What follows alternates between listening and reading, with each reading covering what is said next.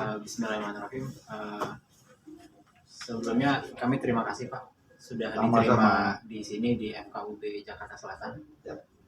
Kami ini izin memperkenalkan diri dulu Pak. Oh ya, siap. Nama saya Dede Pribadi Sagara. Dede. Nama saya Hasnamuni. Nama saya Muhammad Rustam Haris Samsuar. Nama saya Ahmad Fadil. Panggil Pak Adil ya. Fadil. Mas Dede, Rustam. Mas Rustam, Mas Bana ya. Ini Fadil. Fadil. Oke. Silakan Mas Dede. Kami ini ada tugas dari ini Pak, dari kampus terkait mata kuliah akhlak dan etika. Temanya tentang ini Pak, tentang kerukunan umat beragama. Masya Allah, mantap. Toleransi. Toleransi. Terus sebelumnya boleh nggak Bapak memperkenalkan diri dulu Pak? Oh, baik. Baik Mas Dede, Mas Fadil, Mas Rustam, Bahna ya. Baik, terima kasih ya sudah hadir di kantor kami di kantor Forum Kerukunan Umat Beragama Kota Administrasi Jakarta Selatan. Selamat datang.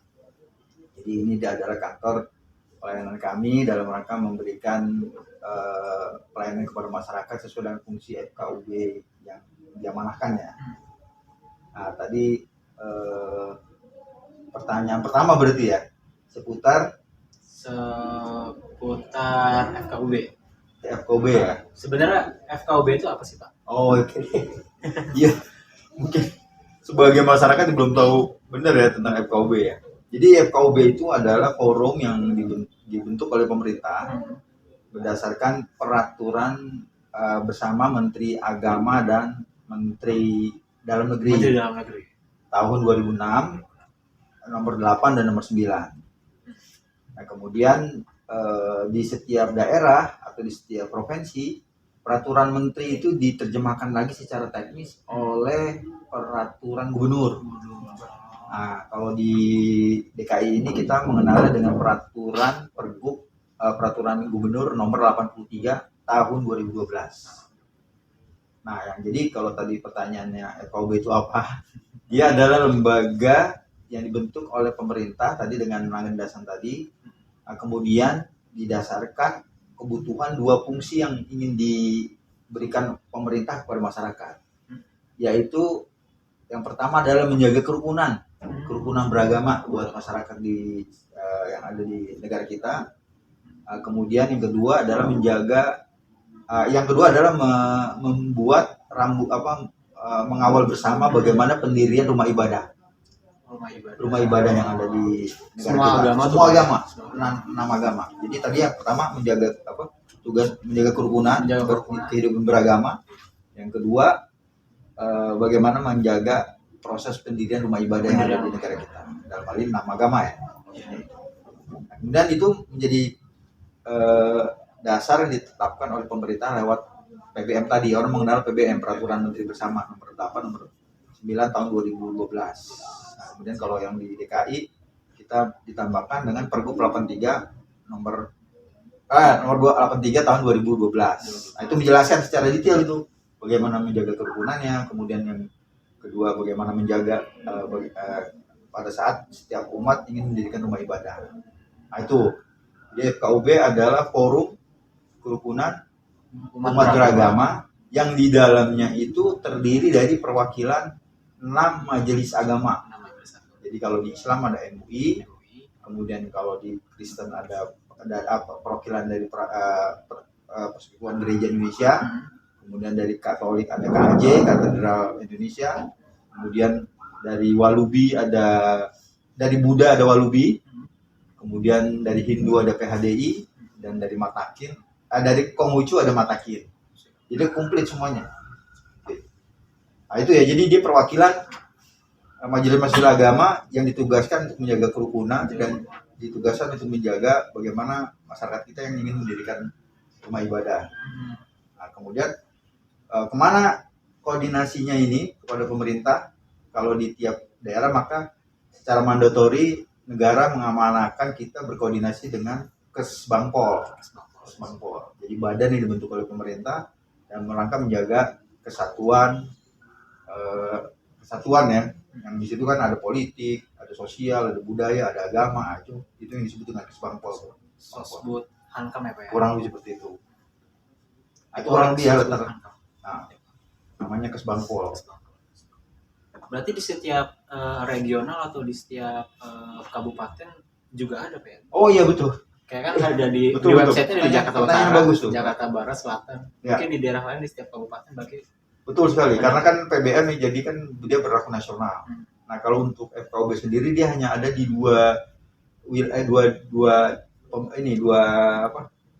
di tiga level pemerintahan ya. Pertama di tingkat kota, kemudian di tingkat provinsi dan di tingkat nasional. nasional. Jadi ininya hanya sampai di tingkat kota, tetapi layanan sampai tingkat lurah ya, artinya koordinasinya ya. Koordinasinya. Jadi dalam amanat di peraturan menteri kita hanya ada sampai di tiga level pemerintah tadi itu ya. Begitu kurang lebih. Siap. Bayang ya? Kebayang. Jadi untuk apa forum kerukunan umat beragama dibentuk sudah dijawab. Oke. Lalu bagaimana nih Pak peran FKUB dalam memelihara kerukunan hubungan antar umat beragama nih Pak? Perannya FKUB Iya. dalam menjaga situasi yang agar aman dan kondusif di tengah-tengah masyarakat bagaimana nih Pak? Apakah dia berkoordinasi atau bersosialisasi? Ya, jadi kamu sempat tanya, nah, jadi bagaimana ya? Nah, untuk melakukan pertanyaannya, menjawab pertanyaan tadi, memang kita lihat dari fungsi FKUB tadi ya, kan dia diantaranya tadi menjaga kerukunan. Iya. Karena itu dalam struktur organisasi FKUB itu untuk membumikan fungsi tadi, maka kita dibagi menjadi 4 komisi di sini. 4 komisi. Nah, jadi di semua FKUB yang ada baik di pusat, di provinsi maupun di kota untuk menjalankan tugas fungsi tadi, dan fungsinya. kita punya 3 komisi di sini. Apa aja tuh Pak? Pertama komisi dialog. Komisi Komisi dialog. dialog. Jadi kalau bahasa kita ngobrol ya. Ngobrol. Kongko-kongko. Diskusi. Kongko-kongko. Ngopi-ngopi Pak ya. Ngopi-ngopi, ngobrol lah. Jadi dialog, diskusikan gitu ya. Bagaimana kondisi masyarakat atau mungkin di situ ada problem. Kan biasanya orang kalau punya permasalahan karena komunikasinya putus ya. Komunikasi. Atau pemahaman dia tentang sesuatu yang saling berbeda sehingga akhirnya dibutuhkan sebuah dialog. Karena itu di FKUB itu punya tugas melakukan dialog di situ posisinya. Pak. Oke. Jadi yang terkait dengan dialog ini dia menyampaikan aspirasi setelah dialog dia punya bidang aspirasi deh. Komisi yang kedua tuh Pak. Komisi yang kedua bidang aspirasi. Komisi bidang aspirasi. Jadi aspirasi ini biasanya dia berdiskusi bagaimana adanya kejadian-kejadian di satu tempat. Jadi dia mengambil aspirasi dari masyarakat, dia bisa mengambil aspirasi dari tokoh masyarakat. Makanya kami memang sering melakukan kunjungan, dialog atau mungkin hal lain terkait dengan seminar. Ya, di situlah fungsi pengambilan aspirasi. Nah kemudian itu kan sifatnya bottom up ya, kita dapat dari bottom ke up ke kita nih. Nah, kemudian selanjutnya kita juga punya tugas untuk melakukan penyampaian aspirasi bottom up kita ke sana gitu ya.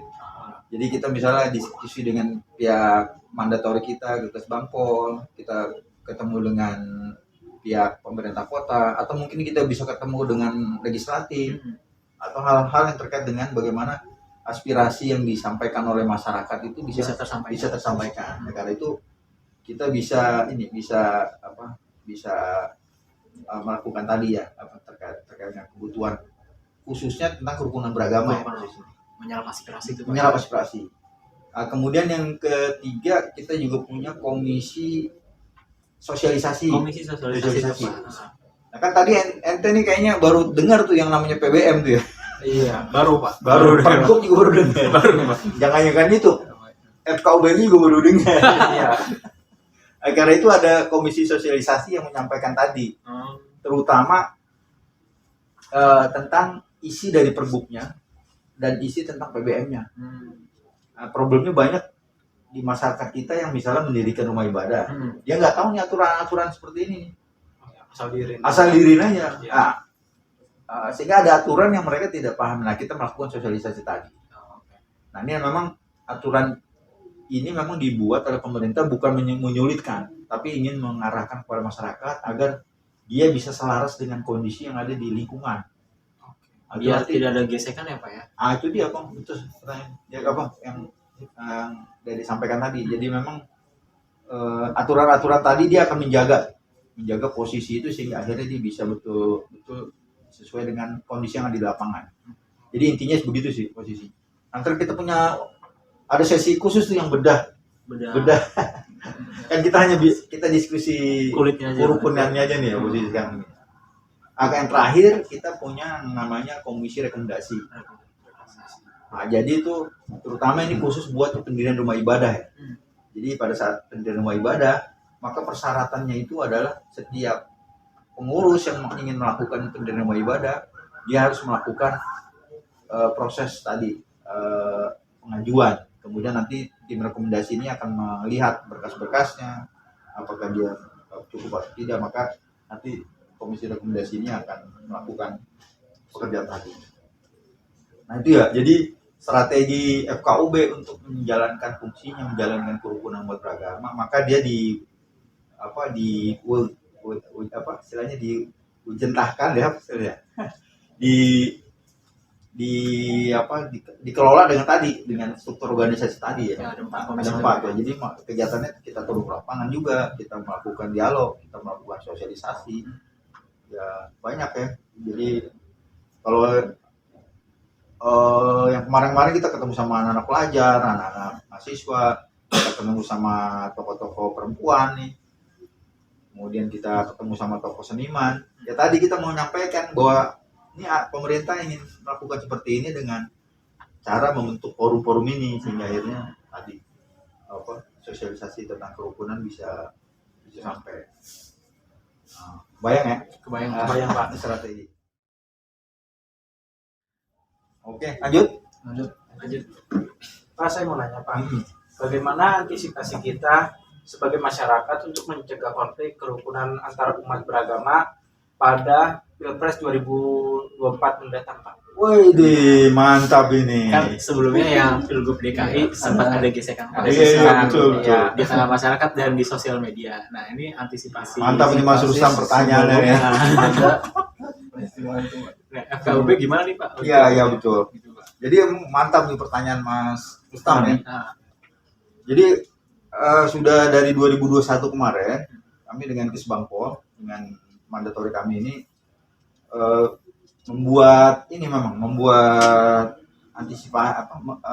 melihat antisipasinya tadi ya. Jadi kan kayaknya tahun politik agak panas nanti. Iya, Mas. Jadi ya sebenarnya panas juga bisa kita nikmatin ya. Tahu bulat kalau nggak panas nggak enak. Kopi kok nggak enak.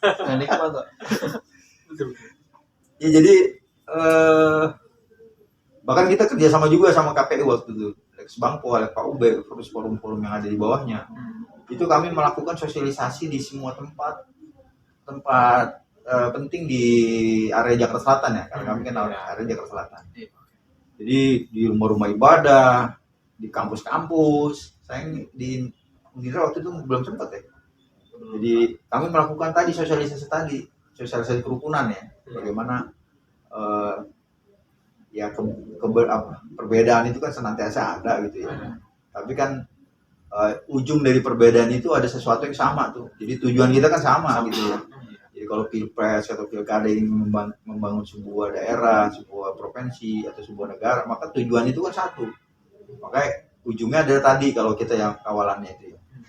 Nah, upaya KUB ini adalah mendorong tadi kayak kemarin yang saya sampaikan, kita bikin forum-forum tuh. Forum-forum bersama tuh ya. Dengan partai politik juga kita duduk bareng itu posisinya. Jadi memastikan bahwa karena tujuan kita sama, maka ya kita fokus kepada tujuan tadi gitu ya. Sehingga ya nanti pada saat perbedaan ada itu anggapnya sebuah dinamika gitu ya.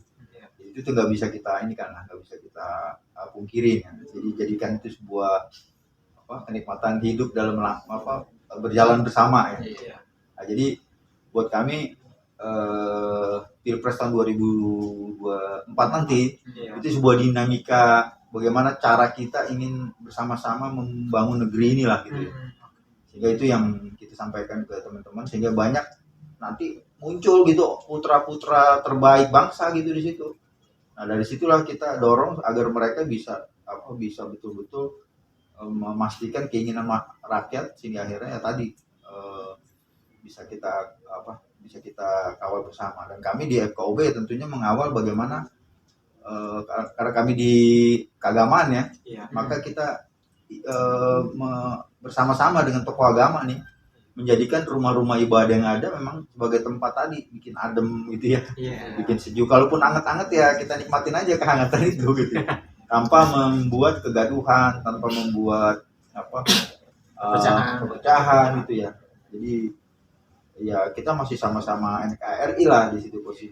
Jadi kita mengawal nih rumah-rumah ibadah menjadi satu tempat bagaimana proses tahun politik itu nanti bisa berjalan dengan baik. Nah, syukurnya kan di tahun 2023 ini kan kita menyebutnya tahun moderasi nih. Moderasi beragama kan lagi ini ya. Modernisasi beragama. Nah, kurang lebih seperti itu. Jadi bagaimana kita ada 4 poin di situ tuh, melihat keberagaman kita sebagai sebuah negara, kemudian yang kedua menjaga toleransi yang kuat. Nah, nanti ujungnya di toleransi nih kalau kita nih ya. Toleransi beragama tentunya. Kemudian ya tadi ya banyak hal yang harus kita lakukan untuk 2024 untuk ya tadi supaya yang hangat jadi nikmat gitu ya. Iya. Berarti salah satunya dengan adanya pembuatan forum komunikasi ya Pak ya. Kurang lebih seperti itu. Lalu sejauh ini apa yang Bapak lihat, seberapa tinggikah sikap toleransi yang diterapkan oleh orang-orang di Jakarta sendiri? Apakah anak-anak di sini juga sudah terlatih dengan sikap toleransi? Nah, ini jauh mantap sekali pertanyaan. Kalau pertanyaannya di Jakarta Selatan atau di Jakarta, jadi mungkin teman-teman perlu tahu juga di 2021 itu Jakarta Selatan DKI ya khususnya ya, baik pemerintah tingkat provinsi maupun FKUB-nya mendapat Harmony Award tingkat nasional, penghargaan nasional dari Kementerian Agama 2021. Jadi Harmony Award itu bagaimana tadi tingkat kerukunan udah tinggi di Jakarta ya. Toleransinya ya. Jadi itu bukan yang menilai, bukan kita ya, tapi yang menilai adalah Kementerian langsung. Jadi dari situ aja udah terlihat tuh bagaimana pemerintah Provinsi DKI Jakarta dan FKUB-nya juga dapat juga. Jadi Harmony Award. Jadi Harmony Award itu tadi menjaga kerukunan, toleransi, itu jadi parameter di situ ya pertama kita lihat. Nah yang kedua memang kalau ngelihat di Jakarta Selatan sendiri ya, kalau kita lihat di Jakarta Selatan itu kalau penduduknya memang terbesar adalah Muslim. Jadi mungkin hampir sekitar 95% mungkin itu. Mungkin sekitar 94-95 itu ya. Nah itu terlihat yang Muslim ya, penduduk Muslimnya ya. Nah karena itu di FKUB Jakarta Selatan ini jumlah perbandingan anggota dari majelis itu dari Majelis Ulama Indonesia itu ada 12 orang yang duduk di keanggotaan di sini. Selebihnya teman-teman dari majelis-majelis yang lain. Nah, artinya memang jumlah muslimnya cukup banyak sekali di sini.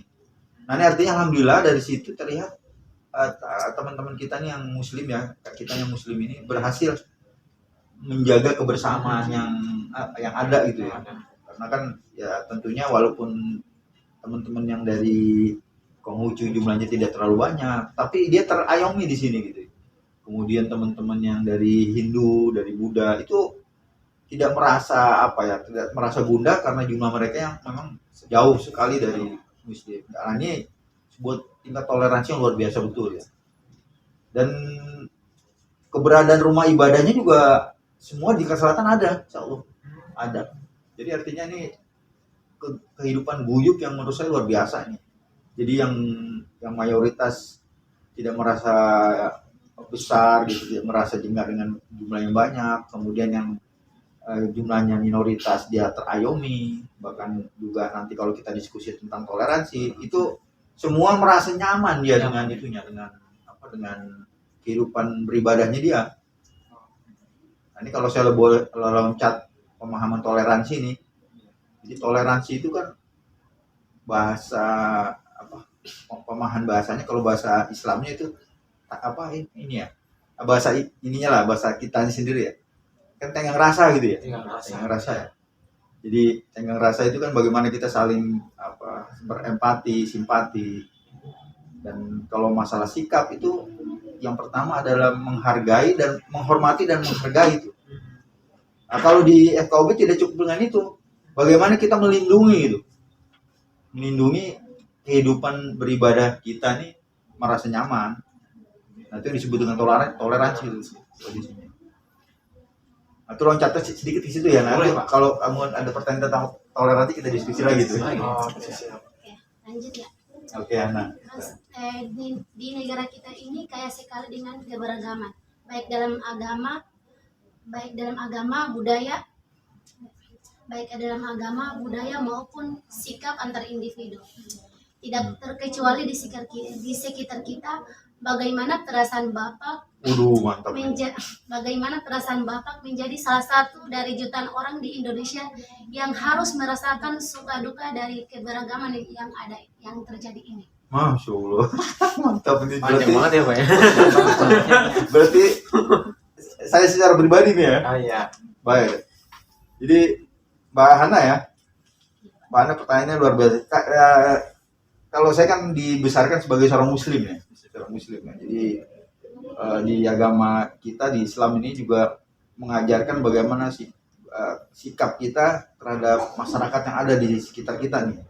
Kemudian akhirnya tadi yang keberagaman, ya ujungnya nanti mungkin di kerukunan di situ ya. Kemudian bagaimana sikap saya terhadap kondisi tadi. Jadi saya hanya mengacu kepada ajaran yang saya terima dari guru-guru kita ya, dari kiai-kiai kita nih. Jadi ada pelajaran penting ya. Dulu ingat nggak ketika Rasulullah SAW pertama kali sampai ke Madinah, dia kan mau bikin masjid waktu itu. Bukan ya, dia ditanya kan. Yang pertama kali dilakukan kan bikin masjid waktu itu. Masjid Kuba dan Masjid Nabawi. Jadi waktu nyampe Kuba dia bikin masjid. Nyampe Madinah dia bikin masjid lagi. Waktu nyampe Madinah kan para sahabat dulu nanyain tuh, kamu mau tinggal di mana tuh? Akhirnya karena semuanya pengen agar Nabi Muhammad Rasulullah SAW itu tinggal di rumahnya, dia nggak mau ngecewakan orang-orang yang nawarin itu. Kalau begitu nanti ikut tempatnya itu adalah di mana ontaku berhenti itu kan, ontanya suruh jalan, kemudian dia berhenti di satu tempat di situ. Ini petunjuk langit nih, bukannya ininya Rasulullah saat itu. Dia berhenti di sebuah tempat yang di situ itu tempatnya adalah milik dua orang anak yatim dan bukan orang muslim. Dan kemudian di situ Rasulullah SAW meminta untuk didirikan masjid yang nantinya juga akan jadi bagian dari rumah. Artinya apa pelajaran di situ? Itu petunjuk langit itu. Coba ontanya itu jalan ke rumah sahabatnya yang sudah muslim. Itu nggak akan ada masalah buat dia karena sudah dikenal oleh Rasulullah SAW gitu, bahkan dia akan dilayani. Tapi enggak nih, langit Allah ya menunjukkan dia jalan di satu tempat itu. Apa yang harus dilakukan oleh Rasulullah? Ya dia harus berkomunikasi dengan pemilik tanah itu, ngobrol, kemudian menyampaikan maksud dan tujuan. Dan akhirnya kan tempat itu didapati untuk dijadikan rumah ibadah, jadi masjid, dan bahkan jadi rumah tinggal. Jadi yang ingin saya sampaikan tadi, pelajaran penting yang saya dapati dari guru kita ini, komunikasi dengan siapapun ya untuk melakukan kebersamaan itu pastinya akan tetap bisa jalan kalau memang kita ngobrol gitu, dialog tadi ada komunikasi, sehingga tadi keberagaman yang ada itu bisa selesai tuh dengan komunikasi tadi. Sebetulnya apa yang saya ceritakan ini sejalan dengan PBM nih. diriin rumah ibadah, diriin masjid, diriin gereja. Itu ujungnya itu dia harus ada aturan-aturan yang harus ketemu sama orang yang ada di situ. nanti kalau di dalam aturan tuh nanti ada fotokopi KTP, ada persetujuan RT, ada persetujuan RW, lurah, camat. Nah, itu persis yang dilakukan oleh tadi ya gitu ya. Itu saya pikir PBM ini luar biasa dia pendekatan. Nanti balik lagi ke pertanyaan Hana tadi, ya kita terima aja keberadaan ada. Jadi ya selanjutnya kita harus jalan bersama dengan nanti kalau dalam kehidupan beragamanya kan lakum hidup waliyadin, tinggal langit aja yang ngatur nanti. Ada lagi Ana? Apakah menurut Bapak keberagaman agama yang terjadi di Jakarta ini harus menjadi penghalang pembangunan nilai iman dan spiritual dalam masyarakat? Oh enggak, betul. Enggak ada, mudah-mudahan enggak jadi barrier, enggak jadi penghalang. Itu bahkan jadi ini, kalau buat saya jadi semakin menguatkan ajaran kita masing-masing tuh. Masing-masing. Kemarin saya baru kunjungan dari Baranama itu, rencana ada teman-teman dari teman-teman dari Kristen ya mau bikin gereja di sana, gereja Petra. Saya dialog dengan pendetanya tuh. Jadi ada 2 poin penting tuh bagus dari pendeta Chung Lung It yang namanya saya kalau nggak salah itu. Dia bilang ada 2. Yang pertama pendekatan internal. Tujuan dari pendirian gereja tadi ada 2. Pertama pendekatan internal. Pendekatan internal tadi ingin menguatkan keimanan di antara mereka sendiri sebagai seorang Kristen ya. Kemudian pendekatan eksternal. Pendekatan eksternalnya tidak dilakukan untuk pendekatan keimanan, tapi pendekatan sosial. Jadi ya makanya sering banyak salah sangka juga nih. Kadang-kadang teman-teman gereja mau ngasih bakti sosialis itu dianggap mau melakukan kristenisasi. Padahal enggak, itu kami mau melakukan ajaran kami sebagai Kristiani gitu ya, untuk memberikan tadi ya dia juga kan punya amal juga gitu istilahnya ya. Dia ingin beramal gitu. Nah itu yang saya pikir ini harus diselesaikan dengan dialog. Ini harus diselesaikan dengan aspirasi ya. Jadi kalau ada problem perbedaan agama menjadi penghalang, itu salah besar gitu ya. Jadi keberagaman ini malah menjadi penguat menurut saya. Jadi Dede, Hana, Rustam itu merasa lebih kuat dengan keyakinan masing-masing karena ya tadi kita hidup bersama-sama dalam menjalankan ibadahnya. Kebayang Hana? Kejawab gimana? Kejawab lah ya. Kalau nggak kejawab ntar episode berikutnya. Lanjut Fadil. Nih, untuk pertanyaan selanjutnya yaitu keberagaman itu nyata. Sebagai seorang pendeta, bagaimana Bapak memberikan pandangan pada jemaat gereja mengenai sikap toleransi? Oh, ini harusnya dijawab seorang pendeta, Pak. Iya tuh, iya. Skip aja. Skip aja ya. Tadi saya udah mewakilin Pak ini pendeta yang Cong. Iya. Orang kebanyakan lama itu ya. Mendirikan gereja. 2 tuh tadi dijawab sama dia. Saya mewakili dia tadi ya. Iya. Sudah diwakili oleh Bapak nomor yang selanjutnya. Untuk pertanyaan selanjutnya itu, bagaimana Bapak sendiri mempertahankan sikap toleransi di dalam kehidupan berdampingan dengan antar umat beragama? Tentunya banyak kesulitan yang mungkin Bapak hadapi. Bagaimana biasanya Bapak menyikapinya? Ya, jadi yang perlu dipahami lagi tentang toleransi ya. Jadi toleransi tadi kan menghormati, menghargai. Nah, kalau kami malah ditambah mengayomi, kemudian juga melindungi. Jadi ketika orang mendapatkan 4 poin tadi itu kita hormatin, kita hargai, kita ayomi, kemudian kita lindungi, itu orang ketika beribadah akan merasa tenang loh. Jadi tugas FKUB tadi, jadi ketika setiap orang bisa beribadah dengan tenang, maka itu akan jadi sikap toleransi yang kuat tuh. Jadi toleransi yang sesungguhnya seperti itu. Jadi ketika kita berhasil meyakinkan teman kita yang beda agama, dia merasa nyaman dengan cara beribadah dan sikap kita, itu toleransi yang luar biasa. Nah kadang memang ada toleransi yang penuh dengan perdebatan ya. Tapi perdebatan itu udahlah, ditinggalin aja lah. Jadi misalnya mengucapkan hari raya, mengucapkan sesuatu yang Selamat Natal. ya kurang Selamat. seperti itu kan punya ini masing-masing tuh, punya argumen masing-masing. Punya Nah, dalil masing-masing ya. punya dalil masing-masing. Yang seperti itu kalau yang sifatnya debatable udah tinggalin aja. Yang paling kita dorong adalah bagaimana upaya kita tadi ya. Jadi teman-teman yang kita muslim bisa tenang dengan beribadah sesuai dengan ajaran para kiai kita, para guru-guru kita. Kemudian yang Nasrani juga tenang dengan apa yang diajarkan oleh para pendeta mereka, para romo-romo mereka. Kemudian yang Buddha juga seperti itu, yang Konghucu seperti itu, yang Hindu juga seperti itu. Itu toleransi menurut saya akan lebih kuat di situ.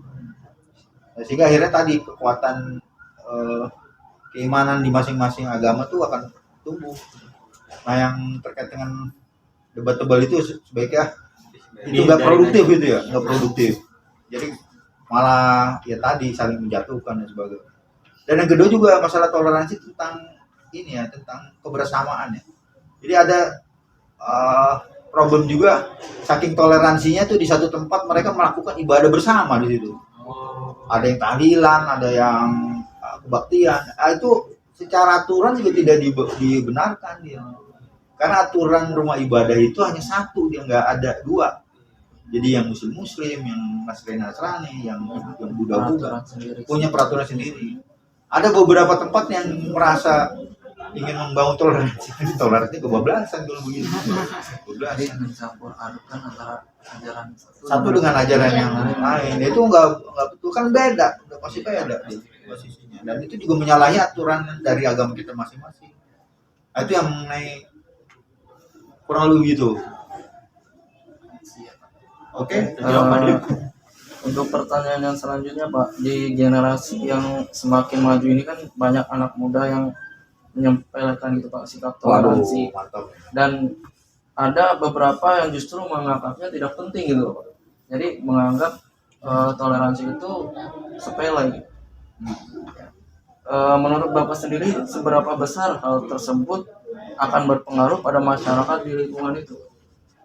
Ya itu tadi ya, jadi kalau toleransi yang tadi yang definisi yang kita diskusiin ya, tentang bagaimana memastikan penghormatan kita kepada teman-teman yang beda agama ya, kemudian menghargainya, kemudian mengayominya, yang kedua memastikan keamanannya. Itu kalau itu tidak terjadi itu yang akan lebih repot tuh. Saya pikir wah itu akan chaos lah itu dah. Orang lagi ibadah kita celak-celak. Di agama Islam nggak boleh nyala-nyala orang lagi ibadah. Itu karena udah laku menuju kembali. Itu artinya ada problem pemahaman dia dengan terhadap agamanya juga belum kuat gitu ya posisinya. Salam. Sebentar ya. Bisa? Saya wajar sebentar. Cut gue biar gampang potongnya. Saya tahu sebentar Ustaz lalu ya. Tinggal 2 pertanyaan nih kayaknya nih. 2 atau 3 tuh. Tadi apa pertanyaannya? Jadi lupa. Di zaman sekarang ini Banyak anak muda. yang kecepelin. Iya, betul. Bagaimana sikap Bapak dan bagaimana cara mengatasinya? Ya jadi emang tadi Membangun sikap toleransi yang kuat di kalangan anak muda-muda itu Pak.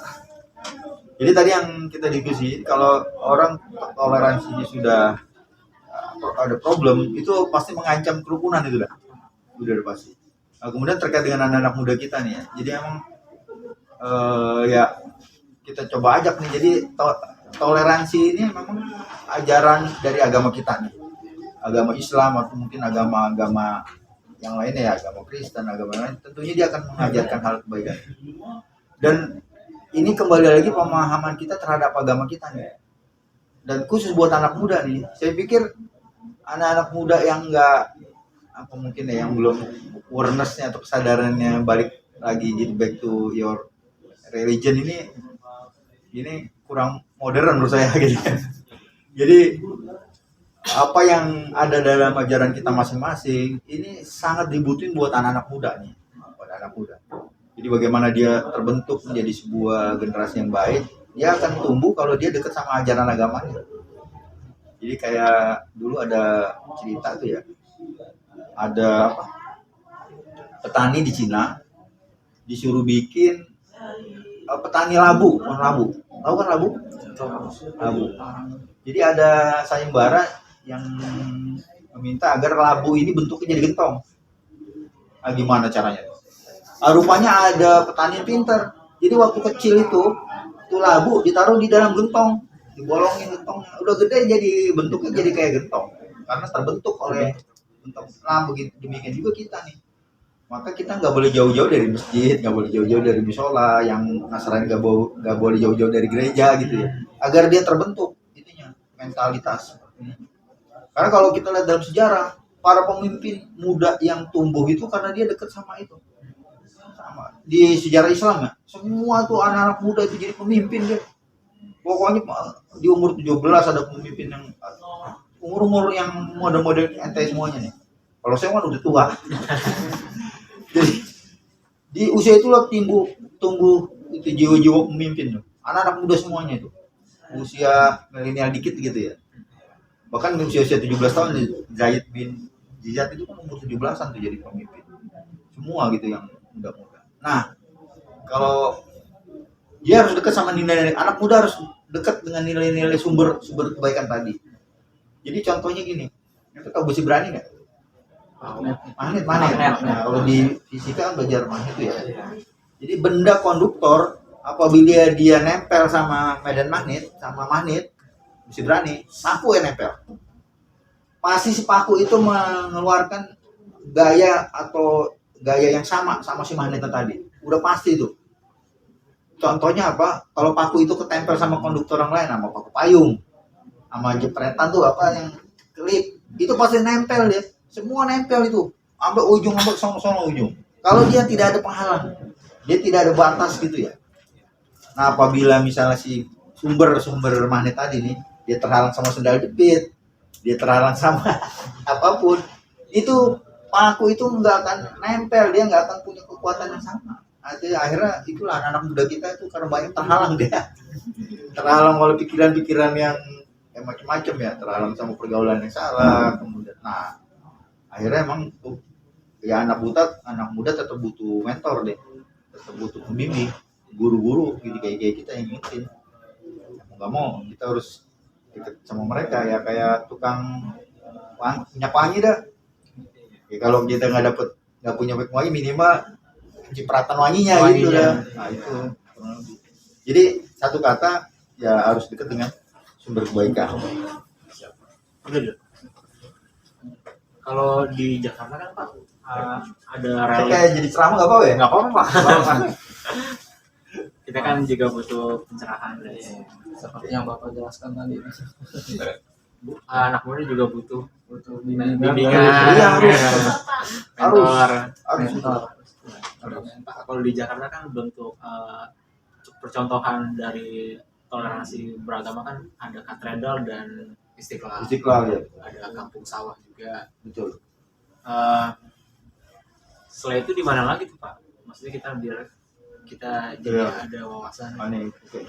Ini pertanyaan yang bagus nih. Jadi kalau di Jaksel kita malah sudah punya kampung kerukunan. Di mana Pak? Kita sudah baru tahu ya Pak. di kemarin 2021 Desember kita buat di Pesanggerahan di Petukangan Utara RW 4 sama RW 9. Jadi masjidnya di RW 4, gerejanya di RW 9. Cuman terpisah oleh tembok. Oh gitu Pak. Ada tembok doang. Jadi itu kehidupannya nyentrik banget tuh ya. Yang Muslim, yang Kristen di situ ya, Nasrani Kristen. Gereja Batak. Itu emang sebetulnya itu udah tinggalan kongkong kita dah, ini kita nenek-nenek kita Dari udah dulu rukun kan, gitu ya. ya. Nah, udah ini emang ya mungkin yang membuat keonaran itu ya oknum ya gitu ya. Nah sebentar lagi juga ini Agustus mudah-mudahan bisa terlaksana, kita mau launching Jaksel Kota Kerukunan malah.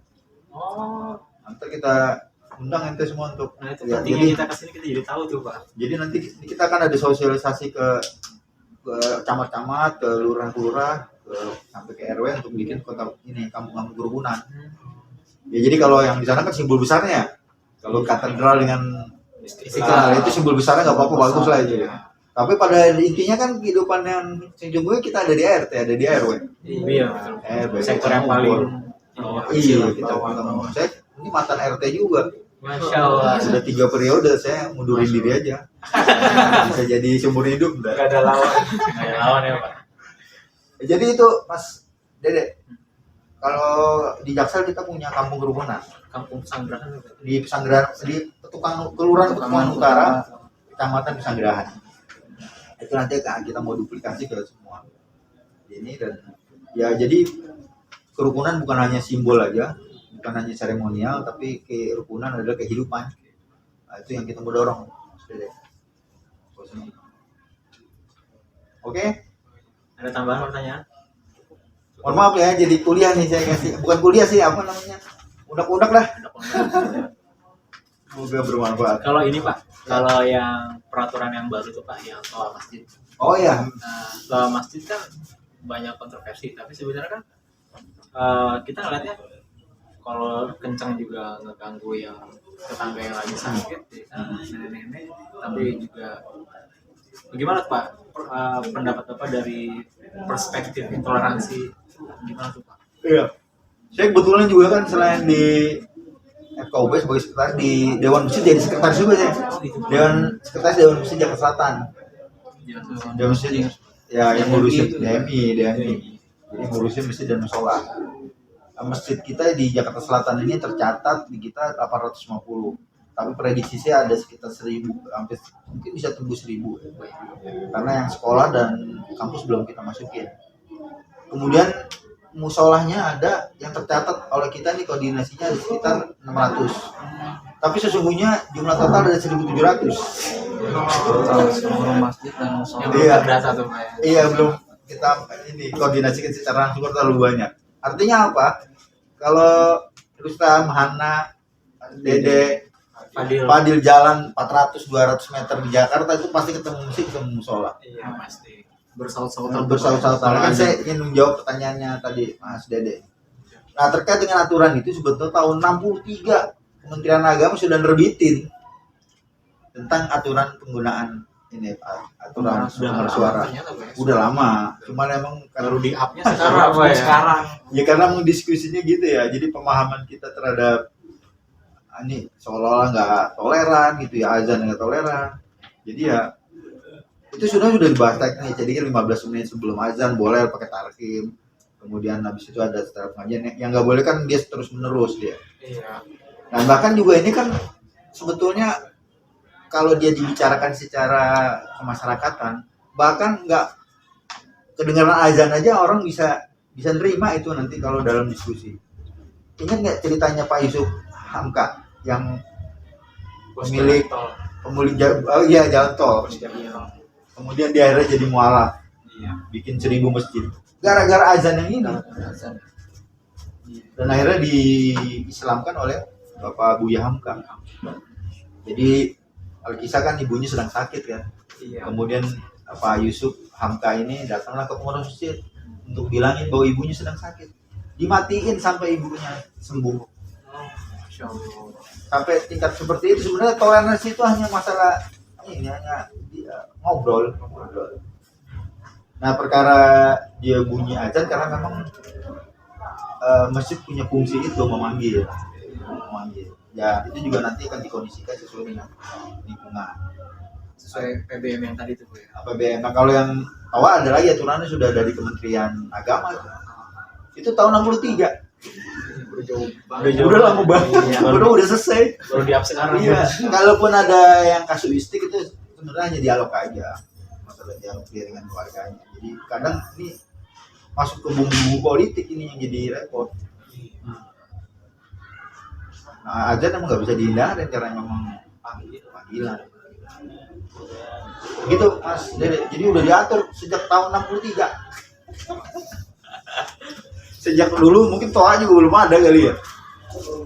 Belum ada. Terjawab sudah. Oke. Oke Pak. Ada lagi teman-teman yang mau nambahin? Gini Pak, sekarang kita ini kan hidup di era zaman sosial media gitu. Nah, mantap. Sosmed. Ya sosmed gitu, Pak, media-media massa gitu. Terkadang tuh ada segelintir orang yang mungkin membuat konten video yang mengandung gesekan Iya. sara gitu. Bagaimana sikap Bapak dalam menanggapi itu dan bagaimana cara mengatasinya Iya, supaya eh, masyarakat itu tidak melakukan perbuatan yang sama gitu di Iya, kemudian betul. hari. Ini yang sering kita kan hoax ini ya. Nah, Biar nggak viral gitu ya maksudnya. Apalagi Jadi masalah viral, ya, terus betul, betul. ketika ada yang menonton ini kontennya agak-agak Tersulut ya dia ya. Itu provokator. Iya baik apa? Dialog ujung-ujungnya. Iya. Kalau di kita di agak yang Islam kan udah jelas itu ya tabayun ya. Jadi emang ini fungsi pemahaman tabayun masyarakat kita nih terhadap berita nih. Jadi akhirnya itulah sudah dijelasin tuh kalau di Islam. Kalau hal yang membuat hati orang was-was itu udah pasti akan jadi chaos gitu. Nanti karena itu fungsi kita di majelis agama ini memastikan agar semua informasi yang ada tuh harus ditabayun. Baik yang yang verbal begini ataupun yang media sosial ini. Apalagi di media sosial ya. Kita nggak tahu yang ngirim robot apa bukan, yang ngirim siapa, itu yang harus ditabayun ya. Apalagi kalau tonton politik begini. Jadi bahasanya sih tabayun sebenarnya. tabayun. Mencari penjelasan, klarifikasi. Dan media sosial bukan sesuatu yang kita ini, dia harus kita ikutin, kalau enggak kita bisa tinggalan. Jadi kita gunakan media sosial itu untuk tadi menjelasin kondisi yang sesungguhnya gitu. Nah, kurang lebih gitu. Jadi jangan hindari media sosial, tapi kita gunakan media sosial itu buat tadi meluruskan persepsi gitu. Oke, Pak. Terakhir Pak mungkin pesan-pesannya apa buat kita selaku anak muda, mahasiswa Unindra, biar kedepannya Jakarta Selatan dan khususnya Indonesia bisa menjadi aman, tentram dan saling menjaga toleransi. Pesan-pesan dari gimana? Mantap nih Mas Didi ini. Jadi buat teman-teman ya di manapun berada terutama di grup kita nih hari ini juga mungkin para teman-teman di kelas juga sebagai senior kali ya karena saya lahir duluan. Iya. Jadi gunakan usia muda kalian ini betul-betul secara maksimal berada dalam nilai-nilai kebaikan ya. Jadi itu yang pertama, yang kedua tentunya nilai-nilai kebaikan itu berasal dari banyak sumber ya, dari orang terdekat kita gitu, dari orang tua gitu ya. Itu udah pasti itu ya. Jadi jangan pernah lepas mengambil kebaikan dari orang tua kita dengan berbakti kepada mereka, kemudian menjalankan kewajiban kita sebagai anak gitu buat mereka. Juga tentunya kepada keluarga kita, kepada adik-adik kita, kepada kakak-kakak, juga kepada saudara-saudara, keluarga terdekat gitu. Yang kedua, dengan masyarakat kita. Dengan masyarakat kita dengan memberikan kemampuan terbaik kita ya. Sehingga akhirnya orang baik itu biasanya sangat terasa kalau dia sudah nggak ada di situ. Itu salah satu indikatornya aja ya. Jadi kalau kita nongkrong di situ orang merasa senang, tapi ketika kita nggak nongkrong di situ dia merasa sedih, berarti ketahuan tuh. Dedek tuh sama masyarakat gimana ini? Kalau dia senang kita nggak ada di situ udah ketahuan tuh, berarti kita tekan rusuh di situ. Jadi saya mengajak teman-teman untuk terus berada dalam lingkungan kebaikan ya, dan dalam hal ini karena kami dari majelis agama, maka jangan pernah jauh dari nilai-nilai kebaikan agama kita ya. Yang Muslim ya tidak dia harus dekat dengan masjidnya, dengan suraunya, dengan musolahnya, dengan guru-guru ngajinya, dengan kiai-kiainya. Juga teman-teman yang agama lain juga seperti itu. Dia harus berada di situ sehingga akhirnya ya nanti dia akan terbentuk suasana kebaikan buat kita. Dan yang begitu tuh bukan sesuatu yang peninggalan zaman gitu ya, bukan sesuatu yang jadul-jadul, tapi yang jadul sebetulnya malah sekarang menjadi ilmu-ilmu modern di tingkat manajemen tuh. Tadi contoh yang ingat ya waktu saya cerita bagaimana Rasulullah SAW itu melepas otaknya, kemudian dia itu sekarang dijadikan konsep manajemen modern tuh, dalam artian dia harus berkomunikasi dengan orang yang ada di situ. Nanti kalau kalian belajar ISO itu ya, itu syarat pertama itu tuh. Jadi standar manajemen mutu itu, dia harus berkomunikasi oleh orang-orang yang di sekitar sini. Sebenarnya udah diajarin tuh sama orang-orang zaman dulu-dulu. Nah, ini sekarang diupdate kan. Nah, balik lagi ke pesan-pesan buat teman-teman ya tadi. Jadi yang ada kebaikan yang ada di agama kita tuh bukan berarti kita sedang mundur gitu. Sesungguhnya malah kita sedang beranjak maju dengan tadi koridor ke depan. Ya menjadi orang yang baik, menjadi orang yang berguna buat orang tua kita, buat keluarga kita dan buat masyarakat. Mudah-mudahan nggak abstrak ya. Kurang lebih gitu. Mas Dede, Siap. mana? Sultan di apa? Fadil. Fadil. Wah, main Fadil. Begitu, teman-teman. Cukup. Dan mohon maaf ya ini nggak dibikinin kopi juga nih. Senang kok bisa bikin sini. Baik, terima kasih ya kami dari Forum Kerukunan Orang Beragama. Mohon maaf sekali lagi sudah diterima dengan sederhana. Semoga bermanfaat ya diskusinya ya. Amin. Amin ya rabbal alamin. Kami juga terima kasih Pak sudah diterima baik dan diberikan paparan dan ilmu sama Bapak. Semoga menjadi ilmu yang bermanfaat. Amin, amin.